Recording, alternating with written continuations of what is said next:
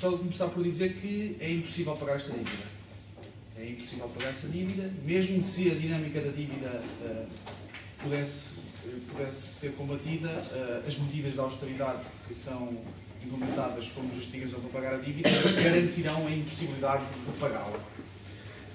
Eu estive hoje a estudar um artigo do think tank alemão, totalmente dentro do pensamento dominante, que é o Instituto Kiel, que desenvolveu uma ferramenta, parece-me relativamente básica e simples, que é o barómetro da dívida pública, que calcula quanta dívida os países podem suportar a longo prazo. Basicamente, ele baseia-se no superávit primário, que é a diferença entre as receitas e as despesas de um país, excluindo os juros. Então, basicamente, para situações, eles criam dois cenários, um cenário pessimista e um cenário menos pessimista, que é crescimento a longo prazo de 2%. Portugal teria que ter um superávit de 11,27%, a Grécia de 30%. Isto é o cenário mais pessimista. Isto seria a diferença entre as despesas e os gastos sem contar com juros e prevendo crescimento a longo prazo. Portanto, e a dimensão do abatimento necessário em países específicos. Portugal precisaria de um abatimento para, presumindo que iríamos crescer 2% a longo prazo, precisaria neste momento de um abatimento de 55,62%, no caso menos catastrófico, de um abatimento de 45,84%. Já a Grécia precisaria de um abatimento no cenário mais catastrófico de 83% da dívida, no menos catastrófico de 81% da dívida. Portanto, eu só gostava de dizer que claramente nós não temos qualquer capacidade de pagar a dívida. Portanto, o meu ponto de partida para a discussão é este. Portanto, teremos que sempre lidar com, a partir deste, para mim será sempre a partir deste ponto, o que é que vamos fazer? FMI ou como morrer da cura. Avaliámos basicamente as situações que já existiam na Grécia e na Irlanda, reportámos a África, a América Latina, a Ásia, onde sempre foram aplicadas as mesmas medidas e os efeitos sempre foram os mesmos.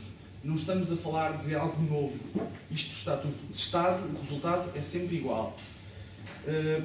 Portanto, o FMI acaba por se constituir, e neste caso a União Europeia até toma a vanguarda sendo mais radical que o FMI, é um braço armado, é uma ferramenta de intervenção externa, é um exército ideológico que, apesar de se cobrir como portador da economia, de uma economia pseudocientífica, de ciência exata económica, não constitui mais que uma base ideológica, e as medidas económicas são claramente medidas ideológicas e que levam a consequências bastante práticas na vida das pessoas. A Grécia foi obrigada a perder 15% do seu PIB e assumir uma dívida adicional de 20% com os empréstimos, com as ajudas.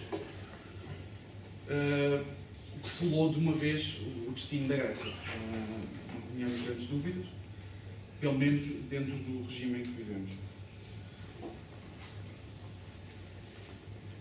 E mesmo quanto às medidas, em particular o último pacote de medidas que foi aprovado na Grécia, que é muito pouco descrito na televisão, e cada vez é descrito com menos fatores importantes, como, por exemplo, além do despedimento de 15 mil funcionários públicos este ano, está previsto o despedimento de 150 mil funcionários públicos até 2015. O salário mínimo baixa 22% para todos os trabalhadores e 32% para os trabalhadores jovens, o que na prática significa que todos os salários vão baixar, como é óbvio.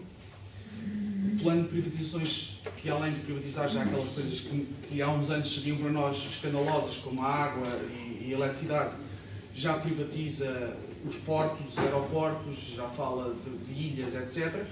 E diz uma coisa muito interessante que demonstra a selvageria desta medida, que é, se não se puder privatizar as empresas, parte-se aos bocados. Se não se conseguir privatizar os bocados, liquida-se. O que significa isto não tem qualquer justificação económica que não seja aplicação inequívoca pronto, é uma destruição. A austeridade é só uma repetição agravada desta situação. A dívida vai continuar a acumular-se porque vai continuar a transferir a riqueza de quem trabalha para os grandes grupos económicos. Portanto, uma reestruturação liderada pelas elites vai ter o mesmo efeito e o mesmo objetivo de sempre, que é garantir o fluxo de riqueza de quem trabalha para a elite. Neste momento, e olhando para as condições geoestratégicas e a desunião total que existe entre os povos periféricos, que é estranha e não deveria existir, mas que cada vez mais até vemos o nosso governo a dizer que os gregos são os preguiçosos e que nós é que somos os bons sofredores e talhados para o martírio. Como? E piegas.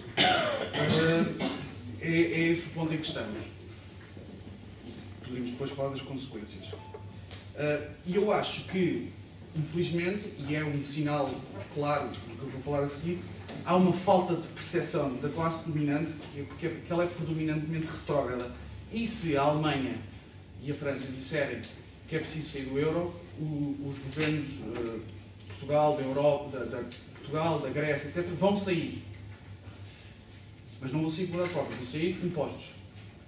É assim, eu estou muito preocupado com a questão ambiental. Eu acho que uma coisa que ninguém fala nesta crise é a destruição que está a haver do ambiente neste momento.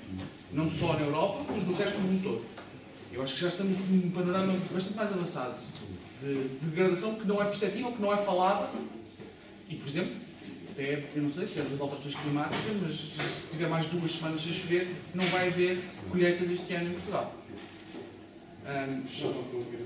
Pois, já não há grandes condições.